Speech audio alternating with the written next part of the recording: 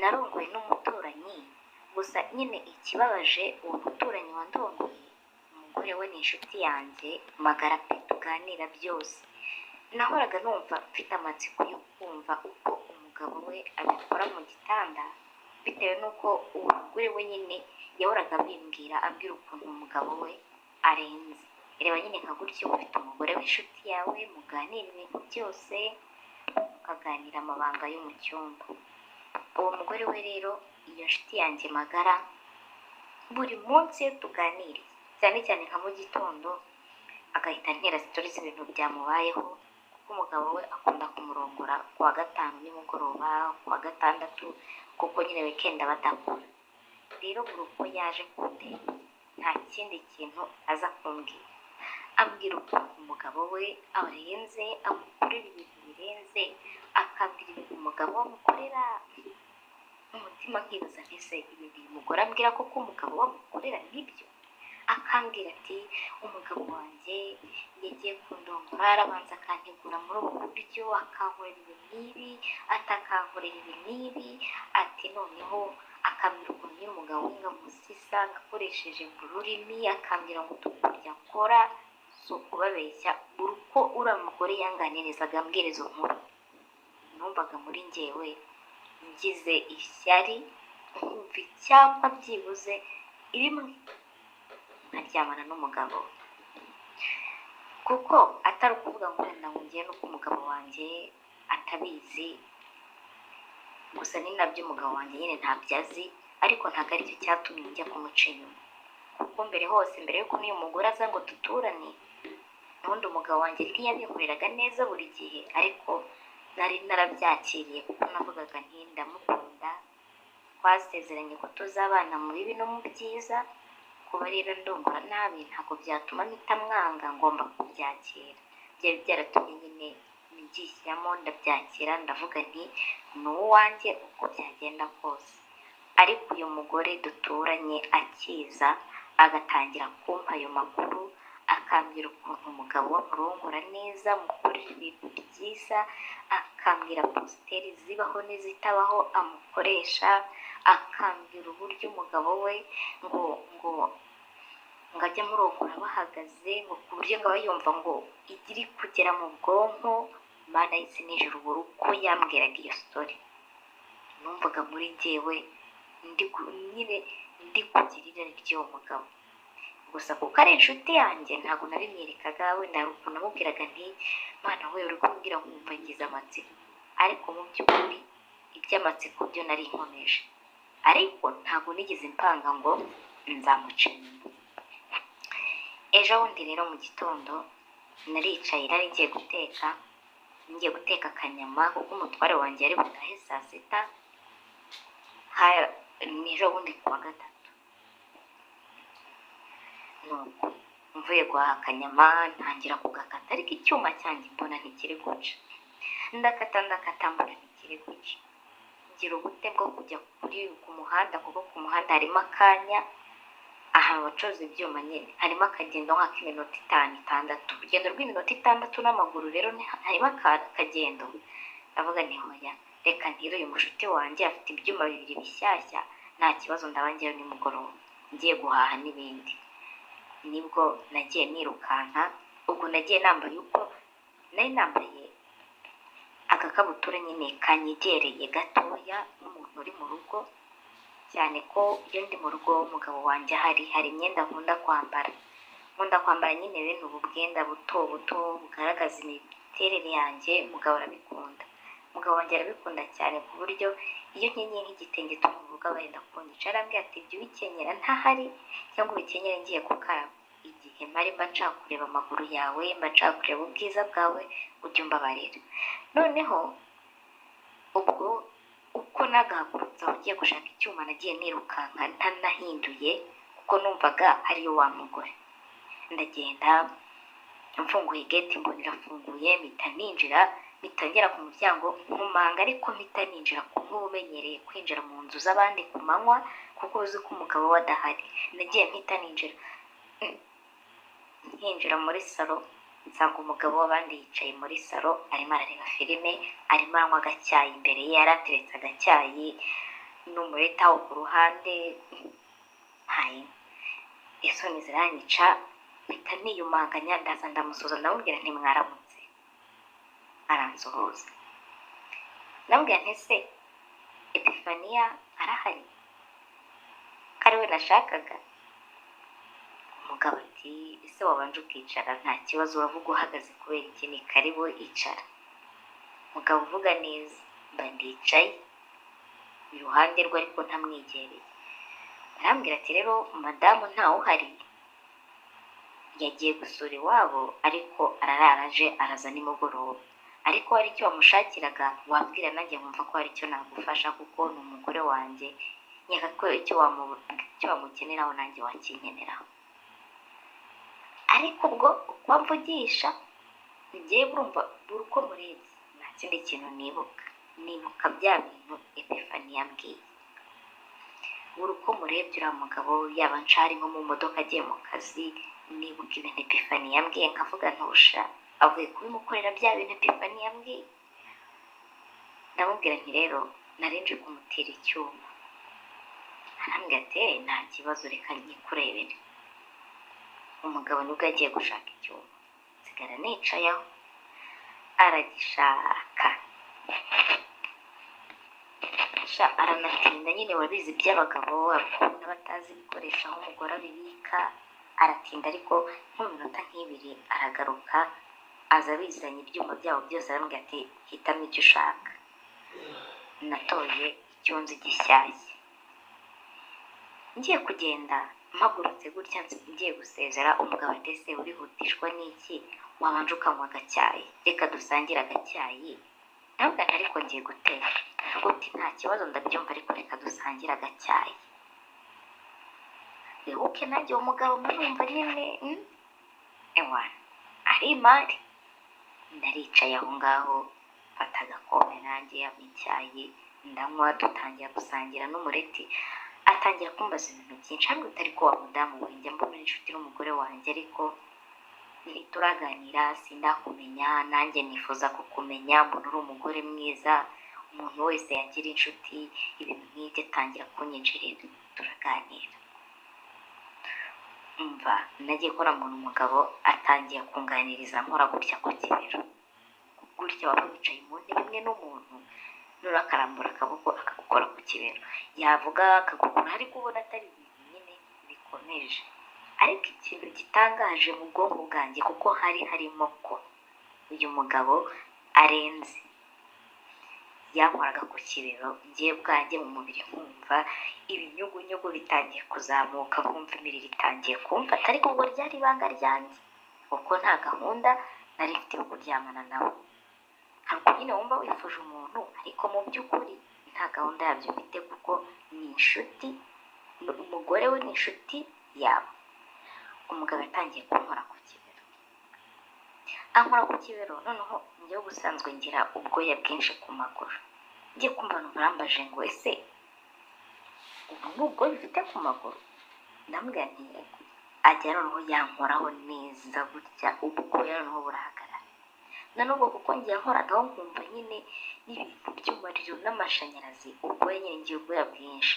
Abantu mutari kundeba ngira ubwoya bwinshi bugahita bubyuka bugahagarara.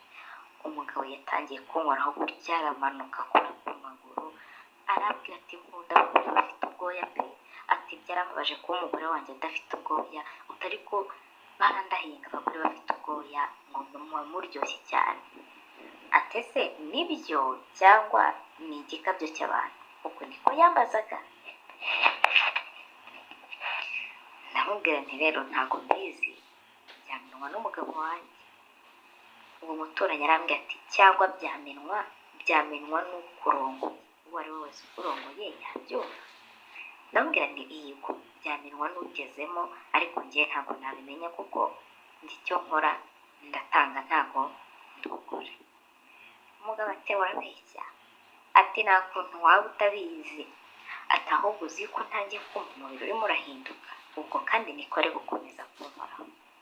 Arambwira ati se wambabariye basi ukambunja nkanagerageza nkumva n'ibi bintu bavuga ari byo? Ati kandi bishobora kuba ari byo, ati kuko uburyo ureba neza, uburyo useka neza aransubiza ati ugaragara nk'uryoshye.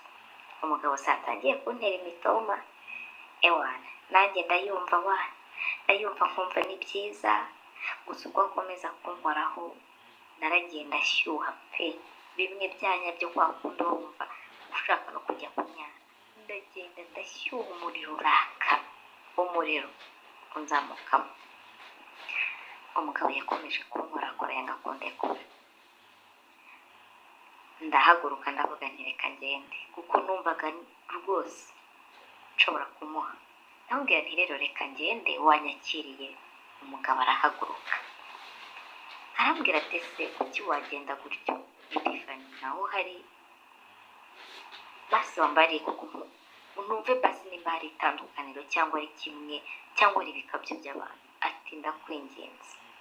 Umugabo yatangiye kunyegera, ariko ubwo muri ako kanya yari ahagaze, yari yabishatse, kandi urabizi abagabo nyine ubwo iyo abishaka ihita ihagarara. Yarahagaze urumva nk'umugabo wari wiriwe mu rugo, nta mwenda w'imbere yari yambaye igikabutura cye cy'iceze kiri aho ahagaze. Nabonye ikintu kimeze gutya mu ikabutura, ndavuga nti bya bintu Epifani yambwiye banza ari byo. Umugabo yaje anyegera arambwira ati I beg you, wambabariye nkareba niba batarabeshye cyangwa ari kimwe. Yaje atangira kunsoma, gutya nyine umuntu aza akakwegera bikarangira afashe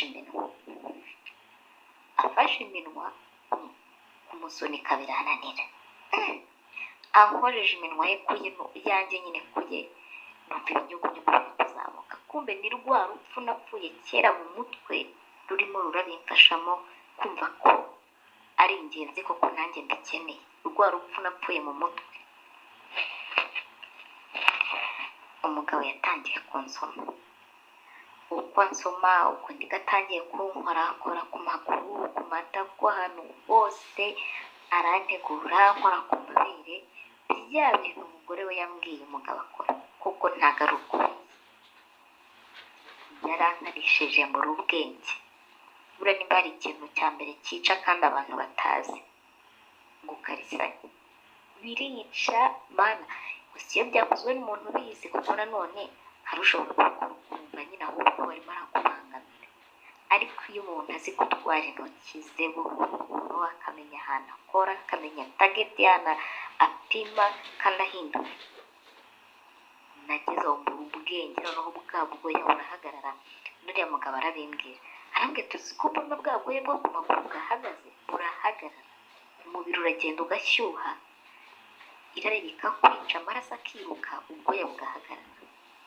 Umugabo bya bintu umugore wajya ambwira, kuko umugore yajyaga ambwira ukuntu umugabo amukozaga akarimi mu ijosi ngo buke buke, ngakazamura, agahita yumva ngagakojeje mu gutwi, ngo cyangwa ngo hano inyuma ku matwi, ngagahita kamanuka. Umugabo ibyo byose yarabinkoreraga, nkahita nibuka neza uko Epifani yabimbwiye. Ibyo byarabaye kugeza nyine kagakabutura nakuyemo. Ariko ubwo nari natse umuriro umwe uteye ubwoba, ku buryo yakozeho nawe arambwira ati hano hantu harashyushye. Gusa n'ibyo kunsesa ntabyo yankoreye, ahari nkeka ko ari uko yumvishe hatose, hari hatose hashyushye. Umugabo ubwo yarambwiye ngahindukira, nari mpagaze ubwo, kuko ibyo byatangiye dusomana ariko duhagaze. Nibwo nahindukiraga mutera umugongo, arangije atangira kunyunamisha buke buke ariko duhagaze. Arambwira ngo zamura kano kaguru ku ntebe, kuko nari mpagaze gutya, nazamuye akangaka k'iburyo nsiga k'ibumoso. Maze kukazamura, umugabo arambwira ati noneho igamuka. Arabanza atangira kunkora ku matwi bya bindi Epifani yambwiye, ariko wibuke turahagaze andi inyuma. Nagiye kumva umugabo atangiye guhengeka amabuno, numva arayifashe, habe no gutekereza ishashi, yaba njyewe yaba nawe ngiye kumva numva atangiye kuyicomekamo duhagaze muri salo. Numvaga ari umunyenga, numvaga ari ijoro rito yayicometsemo niyumvira. Noneho urabyumva, umugore rero udaheruka kurangiza, umugabo upfubya buri munsi, umugabo yarabikoze, arambwira ati bya bintu ni ukuri. Sinzi noneho ibintu yakoze, ukabona hari ukuntu ukora ibintu noneho bitewe n'ukuntu hari kunyerera bimeze ikagucika igasohoka. Yaramucitse isohokamo atabipanze, igisohokamo gutya kumwe nyine isa nk'inyereye nyine ntigemo, narinyariye mpagaze ndinyarira. Umugabo akibona ninyariye ahita ayifata, ahita atangira rero gukubita nyine kugira ngo aze ari neza. Yaraje amazi araza yanga gukama, araza umugabo aramfata arangundira arabwira ati mbega umugore mwiza we. Cyokoze nagiye kwambona ndarangije. Ibaze kurangiza kuri positeri imwe iminota itarenze 5, narumiwe.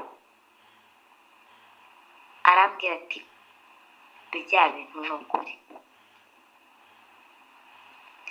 Gusa yahise abibona ko ndangije, arambwira ati none se bigenze bite ko birangiye vuba? Ndamubwira ntubanza ari ukuri kubikora neza. Yahise arangiza. Arangije ibyo birangiye, ubwo ndamubwira ntizane turusho hano dukubita vuba vuba, turakoropa. Izi ntebe zabo ziri kwire, zambaye umwenda wa kwire, dukora kunyuza agatambaro kumutse, twagira uko hari hameze. Mana yanjye inyobirwa ibimbayeho. Wari warya ibintu ukumva biraryoshye ariko bigahita bishira. Icyo gihe yarambwiye ati barumve nimero zawe. Namuhaye nimero, arambwira ati se izi nazo jya wakiraho amafaranga? Ndamubwira nti yego. Warigiye nzajya nkugura agafanta. Ati ni nazo za WhatsApp? Ndavuga nti yego. Nibwo nafashe icyuma ndasohoka, nagiye nisetse inzira yose, ndavuga nti cyokoze abagabo bararutana. Epifani ntabwo yambeshye. Naragiye ngeze iwanjye mpita nkatinya vuba vuba, dore umunezero ngo urandenga. Biriya bintu biraryoha. Imana nimba ijya kubirema yarabibiremye gute? Ubwo nahise mvuga nti se umugabo ntakunda niba akora ibintu gutya, ibaze uwo nkunda bikora gutya. Niyo mpamvu Epifani ahora anezerewe. Epifani ahora anezerewe, akunda umugabo we, aramurata. Nuko naragiye nteka inyama ntekera umutware wanjye atashye. Nubwo ngo nawe ubwe yarambaje ati ko mbona unezerewe byagenze bite? Ndamubwira nti nari nkumbuye akanyama. Ibyo birangiye wa mugabo nagiye kubona umugabo wanjye yaraje ararya, amaze kurya akora dushe, nyuma y'amasaha nk'abiri asubira mu kazi. Bari babahaye poze iramara nk'amasaha 3. Nyuma umugabo amaze kugenda, nagiye kurambona wa mugabo anyohereje amafaranga. Njyewe nagiye kurambona message y'ibihumbi 120 kuri telefone. Ariko kuko amafaranga se nindu yamaye ko na muntu dufitanye gahunda, nibwo narebye amaze